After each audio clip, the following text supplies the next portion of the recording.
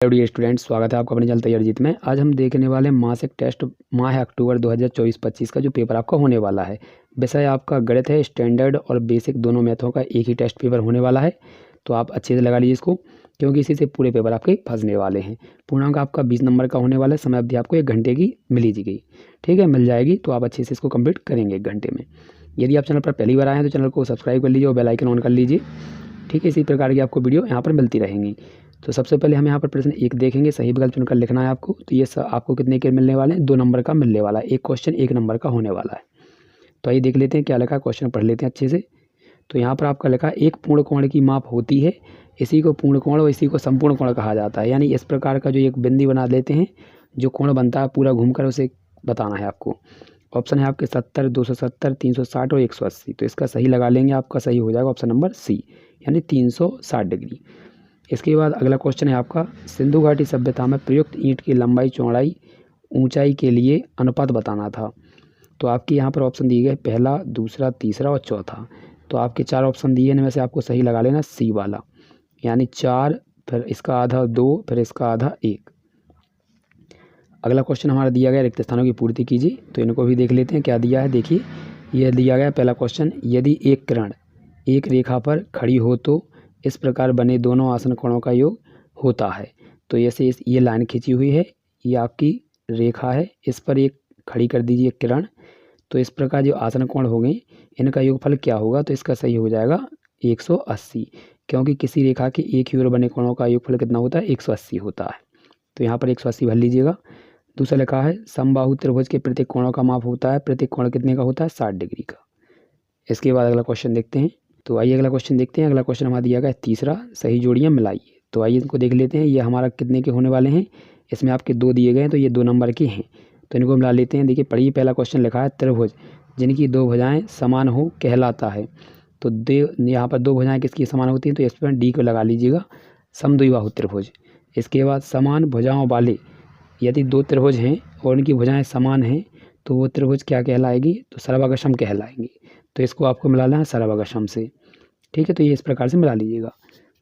अगला क्वेश्चन है आपका, यहाँ पर दिया गया है, एक शब्द या एक वाक्य में उत्तर।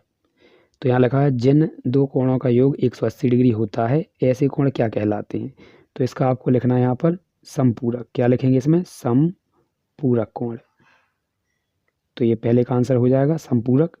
इसके बाद अगला क्वेश्चन है, किसी त्रिभुज में न्यून कोणों की संख्या हो सकती है। तो इसका सही लिखेंगे आप आंसर 2, ठीक है। नीचे वाले को कितना लिखना है? 2। ऊपर वाले में लिखना है आपको संपूरक और नीचे वाले में लिखना है 2। नेक्स्ट क्वेश्चन देखेंगे। तो अगला क्वेश्चन हमारा दिया गया सत्य असत।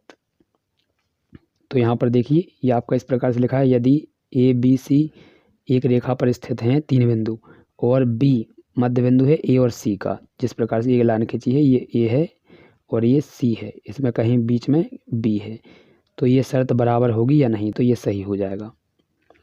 दूसरा वाला अगला क्या लिखा है, यदि 2 रेखाएं परस्पर प्रतिच्छेद करती हैं इस प्रकार से, तो यहाँ पर जो आमने सामने के कोण हैं वो बराबर होंगे, तो ये सत्य हैं दोनों। इसके बाद अगला क्वेश्चन है आपका, यहाँ लिखा है, यदि 2 बिंदुओं ए और बी के बीच का मध्य बिंदु सी है, तो आपको ये दर्शाना है, ठीक है। तो आइए इसका आंसर दिखा देते हैं आपको। ये दिया गया है, ये एक लाइन है और इसका एक बिंदु आपका ए है और एक है बी, इसमें सी कहीं बीच में है, ठीक है। तो यहाँ पर दिया है, ए से लेकर सी तक और बी से लेकर सी तक बराबर है, ये दिया है हमारा, इस प्रकार से लिखना है। इसके बाद आपको सिद्ध क्या करना है? ये वाला सिद्ध करना था पॉइंट कि यहाँ पर। अब इसके बाद हमें यहाँ से करना है सवाल। तो यहाँ से लिखेंगे ए बी बराबर, ठीक है, ए बी बराबर लिखेंगे।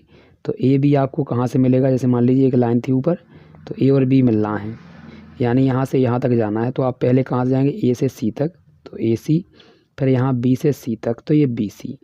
अब इन दोनों को यहाँ पर देखिए, ए बी बराबर ए सी और यहाँ पर ये बराबर थे दोनों, तो हम बी सी का मान क्या रख लेंगे? ए सी यहाँ भी।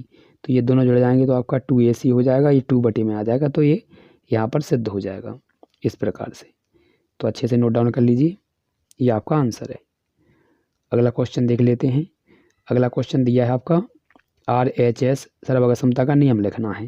तो यहाँ लिखेंगे, यदि यहाँ पर 2 समकोण त्रिभुजों में एक त्रिभुज का कर्ण और एक भुजा क्रमशः दूसरे त्रिभुज के कर्ण और एक भुजा के बराबर हो, तो दोनों त्रिभुज सर्वसम होते हैं। अगला क्वेश्चन है आपका 8वां। तो ये ऊपर त्रिभुज दिया गया है, ये इसका आपको आंसर बनाना है। देखिए तो यहाँ पर आप देखेंगे ये वाला एक जेड बन रहा है यहाँ पर, यहाँ से यहाँ यहाँ, तो यहाँ पर ये वाला और ये वाला कोण दोनों बराबर होंगे। किस नियम से? एकांतर से। तो ये लिखेंगे x बराबर 50। कौन सा कोण है? एकांतर। अब ये 50 हो गया, ठीक है। अब ये वाला आपका बाह्य कोण है, तो बाह्य कोण अंदर दो स्थित कोणों के योगफल के बराबर होता है, यानी बाय प्लस 50 बराबर होगा 127। तो यहाँ पर इस प्रकार से लिख देंगे ये वाला, ठीक है। तो ये कोण लिख देंगे, तो ये एकांतर कोण नहीं लिखेंगे, यहाँ पर डायरेक्ट लिख दिया। इसके बाद ये 50 प्लस का इस साइड आएगा, माइनस का हो जाएगा और ये आपका आंसर हो जाएगा। अच्छे से नोट डाउन कर लीजिए। इसके बाद अगला क्वेश्चन है आपका ये वाला 9वां, ऊपर वाला अथवा का है, बुने करेंगे। ये 9 का हम ये वाला करने वाले हैं अथवा का, तो आइए इसको दिखा देते हैं। तो ये दिया है आपका 9 वाला, इस प्रकार चित्र बनाना है आपको। तो ये चित्र बना लीजिएगा। इसमें आपका ये और ये बराबर दिया ही है, सो हमने लिख दिया कि AB बराबर AC, ये दिया है। इसके बाद हमें सिद्ध करना है, तो देखिए यहाँ पर दिखा देते हैं आपको। आप यहाँ पर देखेंगे तो यहाँ लिखेंगे हम त्रिभुज में, आपको त्रिभुज लिख देंगे आप, दो त्रिभुजों के नाम। और इस प्रकार से ये बराबर था दिया है, ये भी बराबर था, ये भी दिया है, और ये बीच वाली लाइन कॉमन है, ये उभयनिष्ठ है। ये क्या लिखा? उभयनिष्ठ। इस प्रकार से ये सर्वसम हो जाएगा एस नियम से, एस लिखा है ये। इसके बाद ये भी बराबर हो जाएंगे CP सीट नियम से।